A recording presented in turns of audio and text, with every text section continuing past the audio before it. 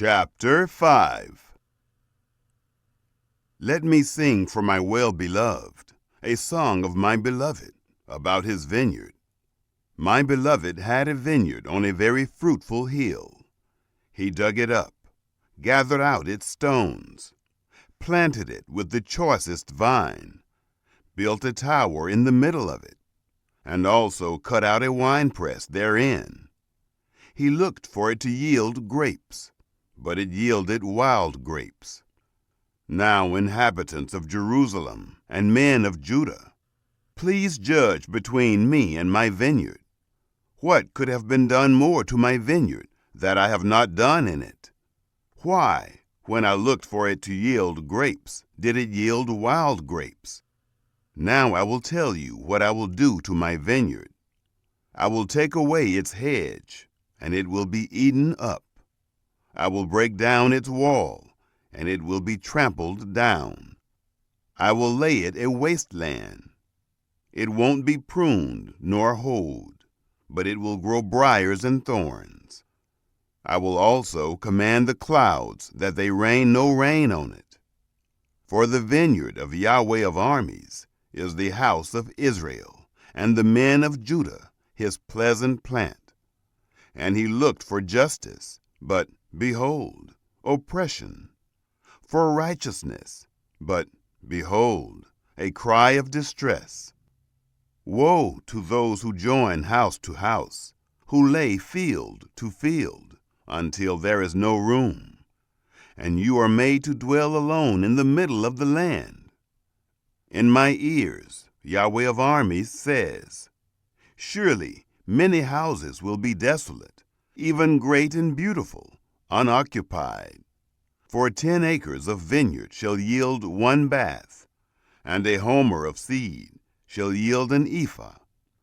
Woe to those who rise up early in the morning, that they may follow strong drink, who stay late into the night, until wine inflames them. The harp, lyre, tambourine, and flute, with wine, are at their feasts, but they don't respect the work of Yahweh, neither have they considered the operation of his hands. Therefore my people go into captivity for lack of knowledge. Their honorable men are famished, and their multitudes are parched with thirst. Therefore Sheol has enlarged its desire, and opened its mouth without measure, and their glory, their multitude, their pomp, and he who rejoices among them, descend into it. So man is brought low, mankind is humbled, and the eyes of the arrogant ones are humbled. But Yahweh of armies is exalted in justice, and God, the Holy One, is sanctified in righteousness. Then the lambs will graze as in their pasture, and strangers will eat the ruins of the rich. Woe to those who draw iniquity with cords of falsehood, and wickedness as with cart rope, who say, let him make speed, let him hasten his work, that we may see it, and let the counsel of the Holy One of Israel draw near and come, that we may know it. Woe to those who call evil good, and good evil, who put darkness for light, and light for darkness, who put bitter for sweet, and sweet for bitter. Woe to those who are wise in their own eyes, and prudent in their own sight. Woe to those who are mighty to drink wine, and champions at mixing strong drink, who acquit the guilty for a bribe, but deny justice for the innocent.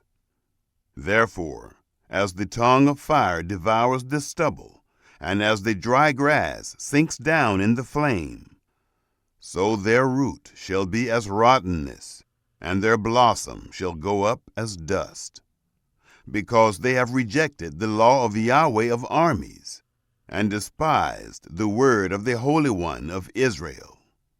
Therefore Yahweh's anger burns against his people, and he has stretched out his hand against them, and has struck them. The mountains tremble, and their dead bodies are as refuse in the middle of the streets. For all this, his anger is not turned away, but his hand is still stretched out. He will lift up a banner to the nations from far, and he will whistle for them from the end of the earth. Behold, they will come speedily and swiftly.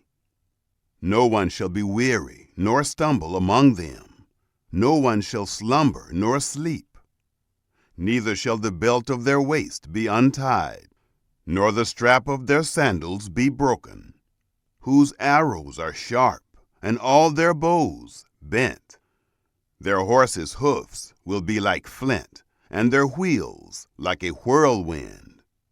Their roaring will be like a lioness. They will roar like young lions. Yes, they shall roar, and seize their prey, and carry it off, and there will be no one to deliver. They will roar against them in that day, like the roaring of the sea. If one looks to the land, behold, darkness and distress. The light is darkened in its cloud.